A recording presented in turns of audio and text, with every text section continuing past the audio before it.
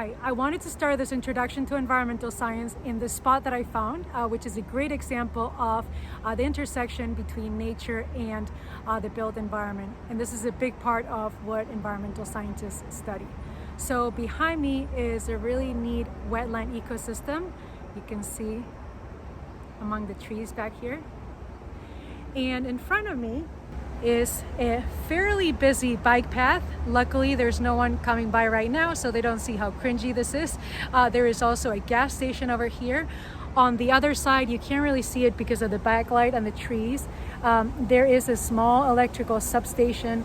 There is a Dunkin' Donuts. There are all sorts of nail salons and dry cleaners. And there is a big hotel right in front of me, supermarket, all kinds of different businesses. You might be able to hear the busy road as well. And there's also a pretty big highway and interstate that's not far from here. So if we look at this area on Google Earth, you will be able to see what I mean by the intersection between nature and the built environment. We have the wetland area that I have delineated right here with a green polygon. The place where the teal marker is where I was filming right here. And then you can see all these other places that I mentioned in the video that would be the features of the built environment. So you have the Dunkin' Donuts, you have the mobile gas station. There's also actually another gas station a little further down the road. There's an animal hospital. There's the nail salon that I mentioned. The big hotel is right here, the Holiday Inn Express. There's a hospital. There are baseball fields right here, very close to the wetland, and there is an elementary school. Of course, lots of residential areas nearby as well, and the big interstate and all these different roads that are surrounding this wetland ecosystem. So one of the things environmental scientists focus on is the human impact on the environment. And in this case, we have many different features that have been built by humans very close to a natural area, to a delicate wetland ecosystem. And we have to think about how our activities in these places affect life in this ecosystem. And the reason why this is important is because this ecosystem provides us with services that we depend on. So for example, there's a lot of trees. It provides habitat for different animals. It acts as a place for nutrient cycling, as temperature regulation, and all these different services that we will learn about in this chapter and throughout the course. And it's my hope that by understanding how these ecosystems provide for us, we will all be more motivated to protect them and to come up with realistic solutions for ensuring that generations to come also have the resources to meet their needs. Let's get started. So what is environmental science? You probably have a vague idea of what environmental science entails. And if you Google the term, you're probably going to get a wide range of photos. A lot of them are going to show an earth with hands around it, or a plant, or landscape of some sort. You're definitely going to see some photos of people like these students or scientists down here with butterfly nets or collecting some sort of dirt sample. You might see some people working with like baby cougars or baby polar bears, things like that, or people diving among coral reefs, or doing whatever this person up here is doing with that cage, or some nondescript ones like this gentleman that looks like he's going to the field in a suit and tie with a hard hat and some sort of important document or map rolled up.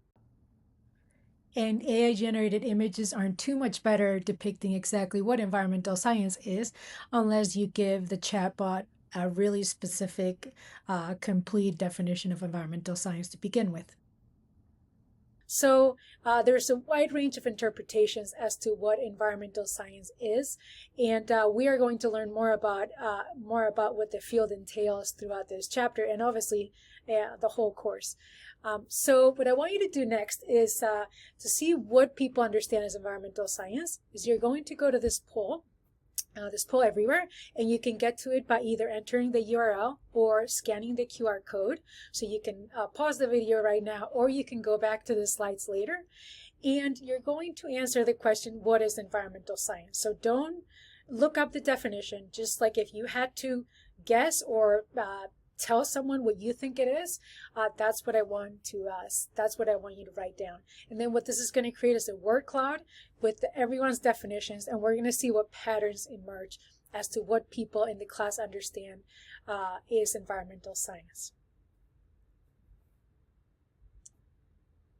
So environmental scientists can be really specialized, like these technicians up here who are oil and gas natural resource specialists, or they can be more general scientists. So they can be what you call jack of all trades. So they might be going out in the field and assessing environmental hazards, or collecting soil samples or rocks or water samples, or surveying a certain population of animals, and so on. Just like there's many different types of environmental scientists, there's also a wide range of environmental science studies. So you could be part of a team of scientists tackling the issue of climate change, something as big as climate change. So at one time, there could be thousands of research studies about climate change going on all around the world. Or you could be working on a really, really specific study with one or two scientists in your lab.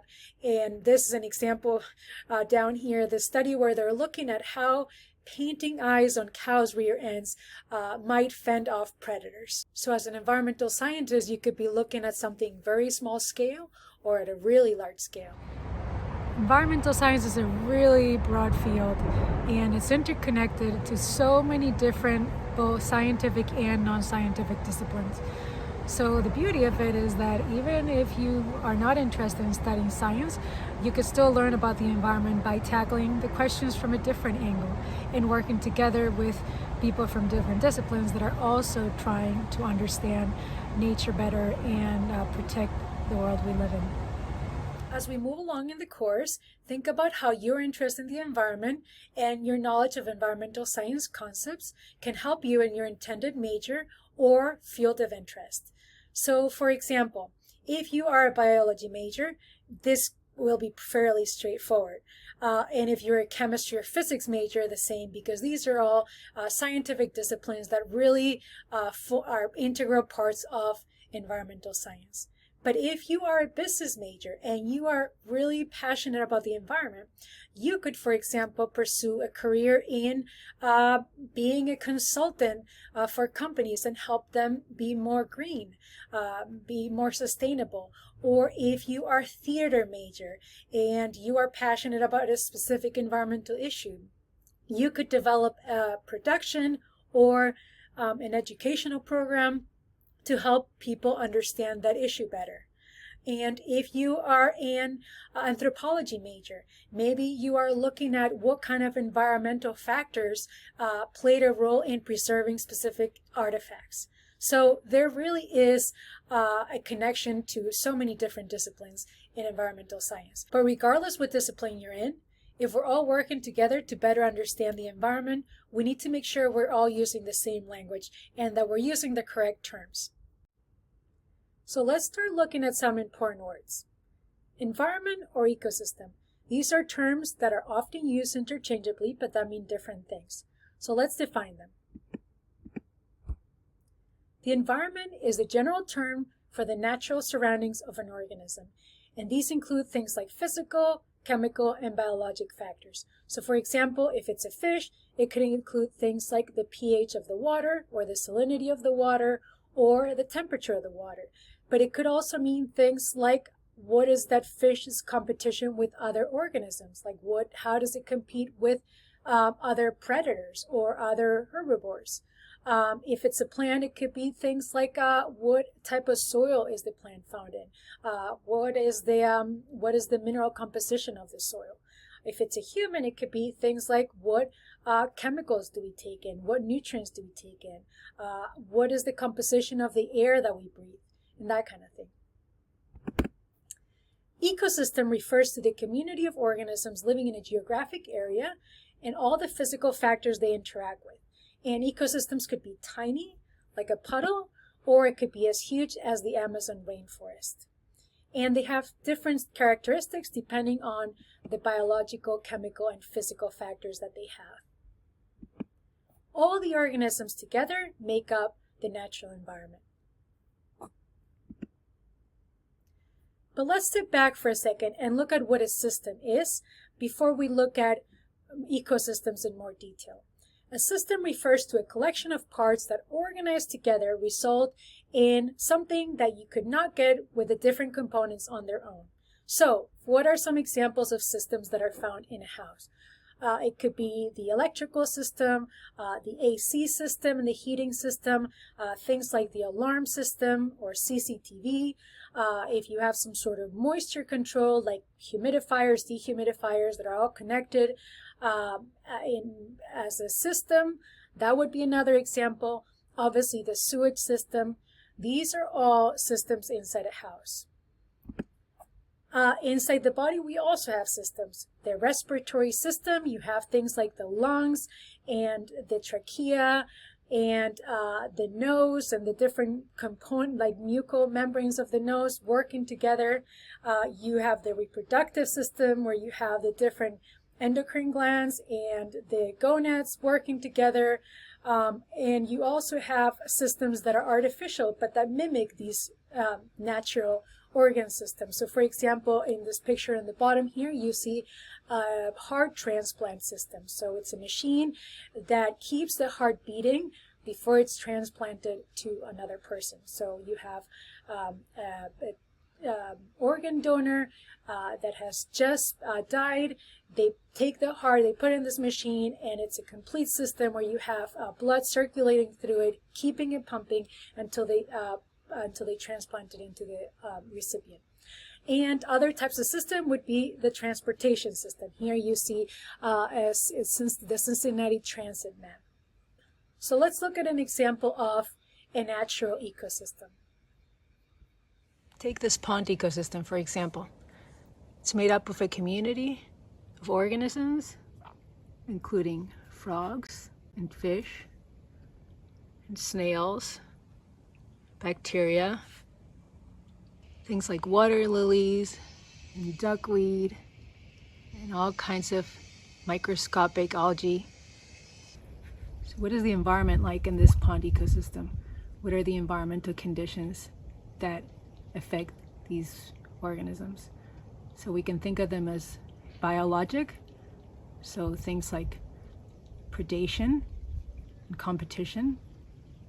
We can also think of abiotic factors like the temperature of the water, or for example, there's water plants right here. What is the pH of the water? What nutrients are in the water? How much light penetrates through? You can see a snail right here, a decomposer, eating this dead leaf. What kind of biotic factors affect the snail? Is a frog going to eat it? That would be a biotic factor. There's some sort of bird. A biotic factor would be how much oxygen is in the water. How hot does the water get throughout the day?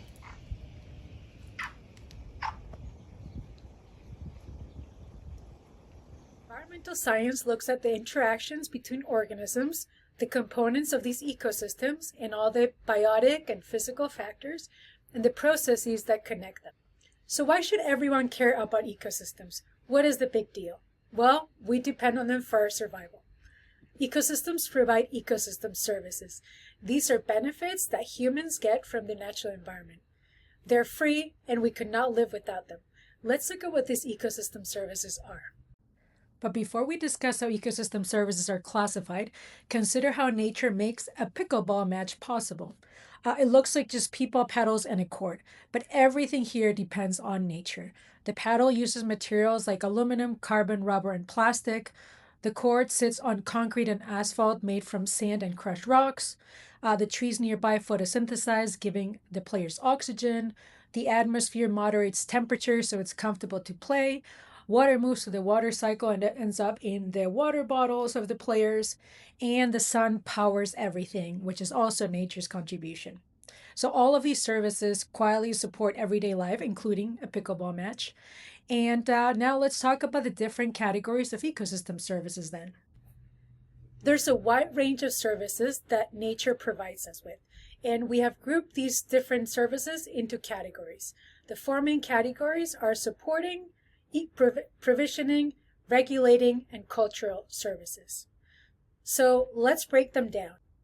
So let's start with provisioning services. These are goods that are produced by nature, by ecosystems. So things like food and wood and different fibers, minerals, all these things that we get, these materials from nature, are called provisioning services. Regulating services are things that help with processes. So for example, water filtration in soil, that would be considered a regulating service. Things like pest regulation, so animals that eat pests, like crop pests. Climate regulation in ecosystems. So if we have a forest with a lot of shade or a wetland, these are examples of climate regulation. And another example would be pollination. These regulating services we could live without, we could replicate, and we could essentially live without. They're not as important as the supporting services, which are really critical for our survival, but they provide us a lot of benefits that would otherwise cost a lot to replicate.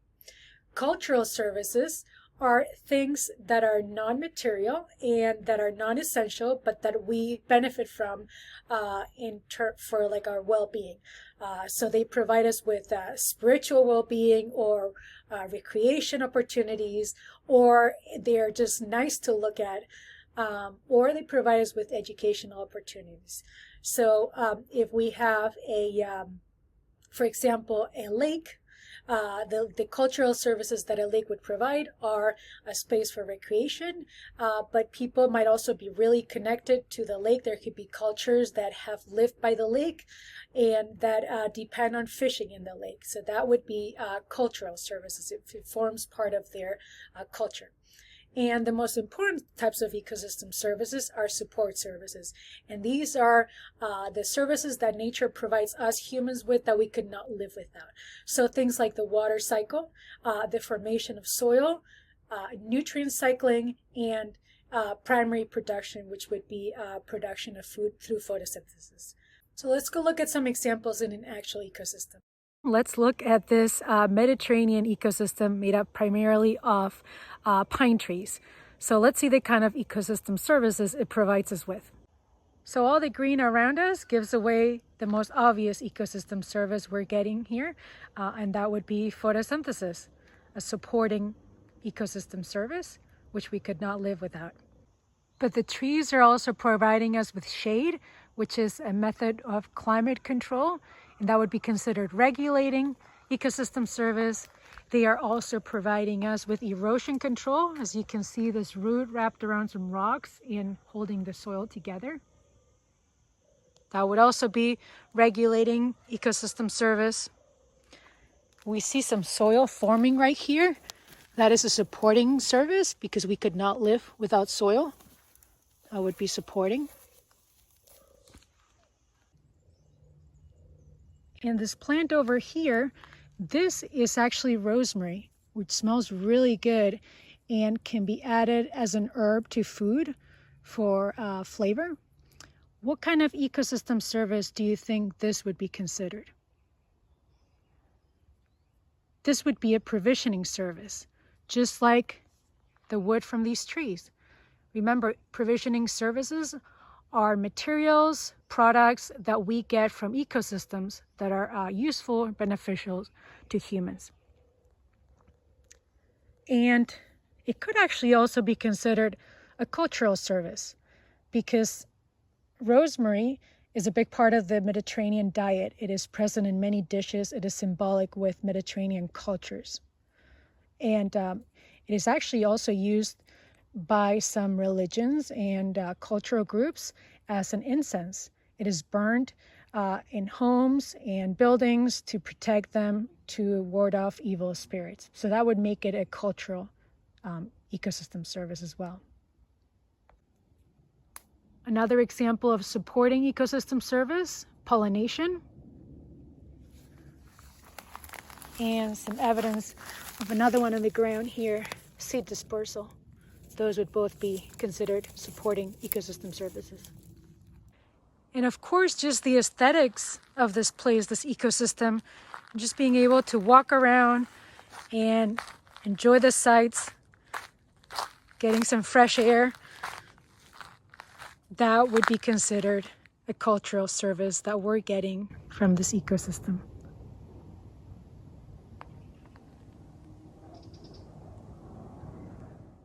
Now that you've learned about the components of an ecosystem and things like ecosystem services, let's try this exercise. I have created a Padlet in which you will add sticky notes based on questions an environmental scientist could ask in that particular ecosystem. And the selected ecosystem for this exercise is Sanford Mall.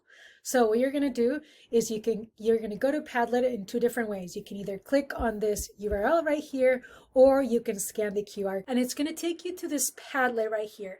And the background shows this picture, which is essentially our field site. And the question that it asks, and I'll read it out because you can't really read it very well with the white font, is what questions could an environmental scientist ask here? You're an environmental scientist and your field site is Sanford Mall. What questions or topics could you ask or investigate? Add your sticky note. So what you're going to do is you're going to add your sticky note with your question. And if you've never used Padlet, you're going to go to this pink plus sign over here. That's going to bring up a dialog or text box, and you can type your question right where it says subject. So for example, let's say that you could have a question that looks, or a study that looks at how does air temperature change throughout the year. Okay, that could be your question. You're going to hit publish and you'll see your sticky with your question right there. Okay, and we're going to see what people come up with. To wrap up this lecture, I want to leave you this question. Where do we fit in? As you look around your natural surroundings, think about how you fit into that ecosystem.